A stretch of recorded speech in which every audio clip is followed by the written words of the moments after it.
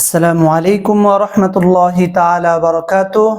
সম্মানিত দিনী ভাই বোনেরা, আজ খুবই গুরুত্বপূর্ণ একটা বিষয় নিয়ে আলোচনা করব। সেই বিষয়টা হচ্ছে যে বর্তমানে বাংলাদেশের যে ইসলামিক দলগুলো আছে কিভাবে তারা ঐক্য হতে পারে। আমি আমার মতামত ব্যক্ত করছি, আপনারাও আপনাদের যদি মতামত থাকে আপনারা আপনাদের মতামতগুলো আমার কমেন্টসে শেয়ার করবেন ইনশাআল্লাহ। সেই সাথে বলতে চাই যে আমার যে ভিডিওগুলো আছে সম্পূর্ণ ইসলাম প্রচারের জন্য আমি ভিডিও করে থাকি। অতএব আমার এই ভিডিওগুলো আপনারা দেখবেন, পরিপূর্ণভাবে দেখবেন এবং ভিডিওগুলো অন্যের সাথে শেয়ার করবেন। আমার যে চ্যানেলটা আছে চ্যানেলটা সাবস্ক্রাইব করবেন ইনশাআল্লাহ। আপনাদের সকলের কাছে প্রত্যাশা ইসলাম প্রচারের জন্য ইনশাআল্লাহ। যে ইসলামী দলগুলো, বাংলাদেশের যে প্রধান ইসলামী দলগুলো কোনগুলো, এই বিষয়গুলো আমাদের আগে একটু জানতে হবে। যে ইসলামিক দল যদি বলি, আমাদের সর্বপ্রথমে আসবে জামাতে ইসলাম বাংলাদেশ, 2 নম্বরে আসবে হেফাজত ইসলাম, 3 নম্বরে যদি আমরা দেখি যে চরমনায় পীর সাহেবের যে দল, অর্থাৎ ফজলুল করিম হক সাহেবের যে দলটা, এই দলগুলো। এখন আমরা জামাত এবং হেফাজতে ইসলাম এবং চরমনায় পীর সাহেবের যে দল আছে, তাদের দলের আসলে রাজনৈতিক কোনো আদর্শ আছে কিনা। বাংলাদেশে আমরা জানি যে জামাতে ইসলাম একমাত্র রাজনৈতিক দল, হেফাজতে ইসলাম আর চরমনায় পীর সাহেব এটা সাধারণত আমি মনে করি কোনো রাজনৈতিক দল নয়। কারণ রাজনৈতিক দলের কিছু প্ল্যাটফর্ম থাকে যেটা একমাত্র জামাতের মাঝে আছে, যে অন্যের মাঝে ততটা উল্লেখ করা যায় না, দেখা যায় না।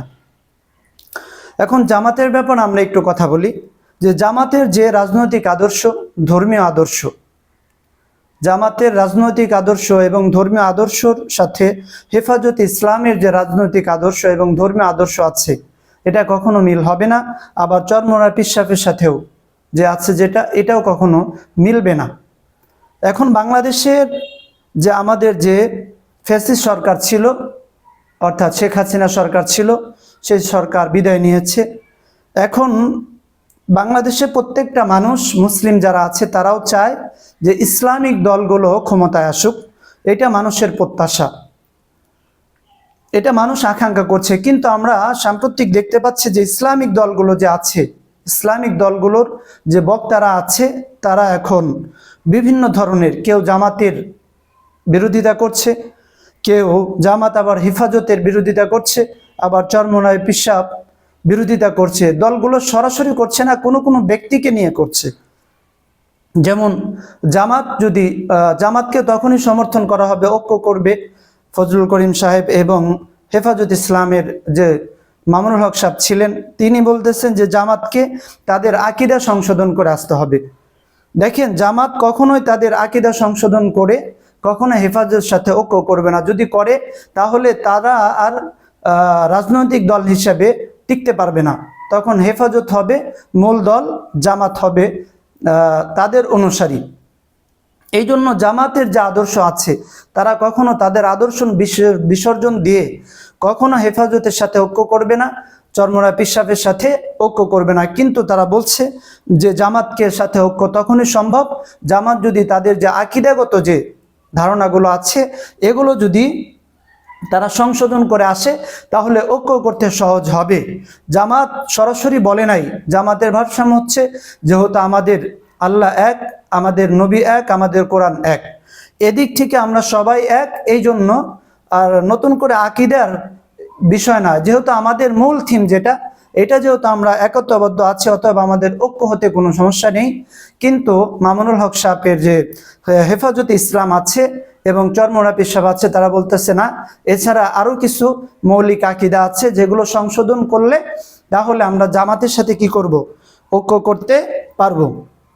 কিন্তু জামাত কখনোই তাদের যে রাজনৈতিক আদর্শ আছে, মওদুদী সাহেব তার যে থিম আছে, সেই থিমের বাইরে গিয়ে জামাত কখনোই তাদের রাজনৈতিক আদর্শ পরিচালনা করবে না। এখন এই যে আদর্শগত আছে, এতে দেখা যায় জামাতের কিছু স্পেশাল বক্তা আছে, যেরকম মিজানুর রহমান আজহারি সাহেব আছেন, আহমদুল্লাহ ভাই আছেন, আবুল কালাম বাদশা সাহেব আছেন, মোহাম্মদ সাইফুল্লাহ সাহেব আছেন। এরা দেখা যায় যে তারা ঐক্য করতে চাইতেছেন, আবার মামুনুল হক সাহেব আছে এদিকে, আবার রফিকুল ইসলাম মাদানী হেফাজতের আছে, আব্দুর রহমান আল মাদানী। যদিও আব্দুর রহমান আল মাদানী যারা জামাতকে সাপোর্ট করে, তাদের হেফাজতের কোনো বক্তা যদি জামাতকে সাপোর্ট করে তাহলে বুঝতে হবে তাদের অন্য কোনো উদ্দেশ্য আছে, অন্য কোনো উদ্দেশ্য আছে। হয়তো তারা মাহফিলের প্রচার প্রসার করতে চায়, মাহফিলের একটু হাইলাইট হতে চায়। যেরকম জামাত ইসলামীর যে বক্তাগুলো আছে, জামাত ইসলামীর আদর্শ হচ্ছে তাদের আলেমদেরকে হাইলাইট করা। তারা অন্য কোনো আলেমদেরকে তেমন একটা হাইলাইট করতে চায় না, তাদেরকে ইনভাইট করে না। যদি তাদেরকে ওই আলেম সমর্থন করে তাহলে তাদেরকে তারা ইনভাইট করে, এছাড়া সাধারণত বাহিরে যে আলেমগুলো আছে তাদেরকে তারা ইনভাইট করে না, বা তাদের মাহফিলে তাদেরকে খুব কম সংখ্যক দাওয়াত দেয়, যতটুকু আমি জানি। 2 নম্বর হচ্ছে যে রফিকুল ইসলাম মাদানী সাহেব, তিনি সাম্প্রতিক বলতেছেন যে আমাদের যে ইন্টারিম গভর্নমেন্টের যিনি ধর্ম উপদেষ্টা আছেন তাকে মানে ধমকি দিয়ে কথা বলছেন। একজন ছোট ছোট হিসাবে থাকবে, ছোট কখনো বড়দেরকে শাসন করতে পারে না। হ্যাঁ, বড়রা যদি ভুল করে তাদের ভুলগুলো সংশোধনের জন্য বলতে পারে, রিকোয়েস্ট করতে পারে যে এইটা ভুল ছিল, এই ভুলগুলো এইভাবে চললে সংশোধন হবে। ভুল সবারই হতে পারে, কিন্তু ছোটরা যদি বড়দেরকে শাসন করতে যায় তাহলে কিন্তু সেখানে আর আদর্শগত মিল থাকে না। এরপরে আব্দুর রহমান আল মাদানী, দেখা যায় যে আলেমদের মাঝেও কিছু মুনাফিক আছে। যেরকম ফরিদউদ্দিন মাসুদ সাহেব, তিনি আওয়ামী লীগকে সাপোর্ট করছেন। একটা সময় আওয়ামী লীগের সাথে তার আঁতাত ছিল, এই জন্য আব্দুর রহমান আল মাদানী এই ফরিদ সাহেবকে অকথ্য ভাষায় গালিগালাজ করছেন। তিনি তাকে বকাঝকা করছেন যে এরকম মুনাফিক যারা স্বৈরাচারের দোসর, তাদেরকে কেন ক্ষমা? কোনো মুনাফিকের নাম কি এখানে উল্লেখ নেওয়ার দরকার আছে? কে মুনাফিক কে মুনাফিক না? রাসূলের জামানায় তো রাসূল স্পষ্ট করে জানেন নাই।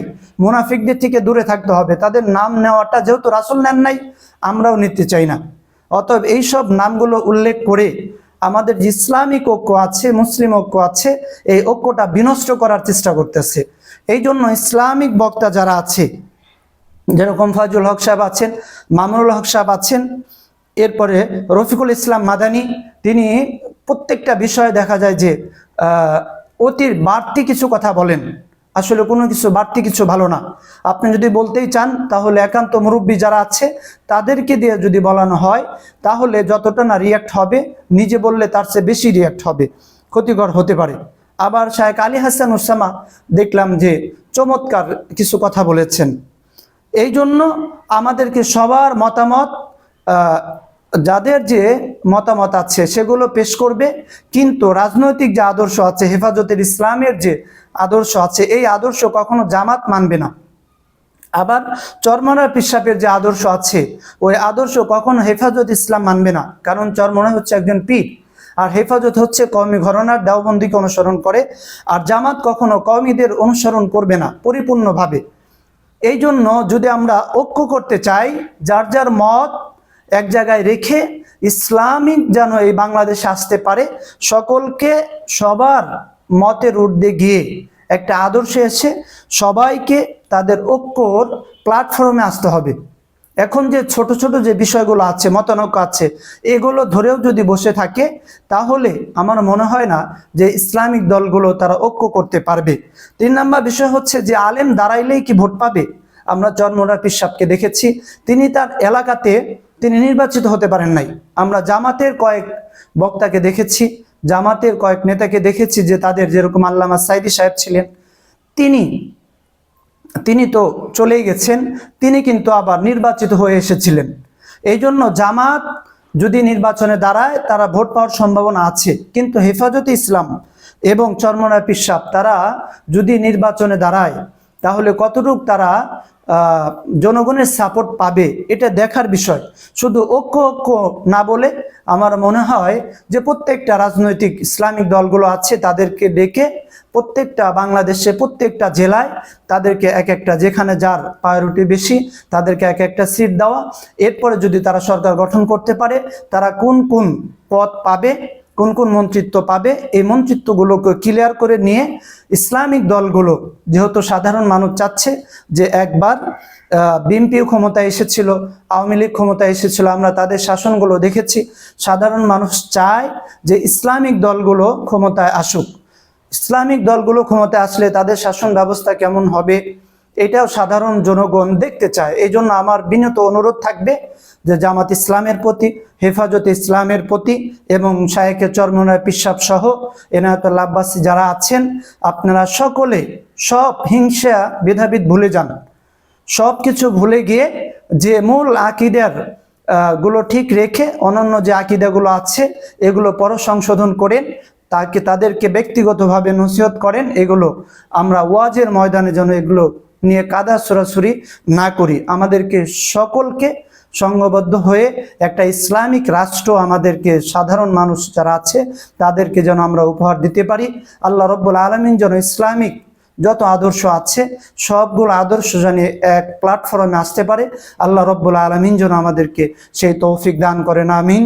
ওয়া আখির দাওয়ানা আলহামদুলিল্লাহি রব্বিল আলামিন।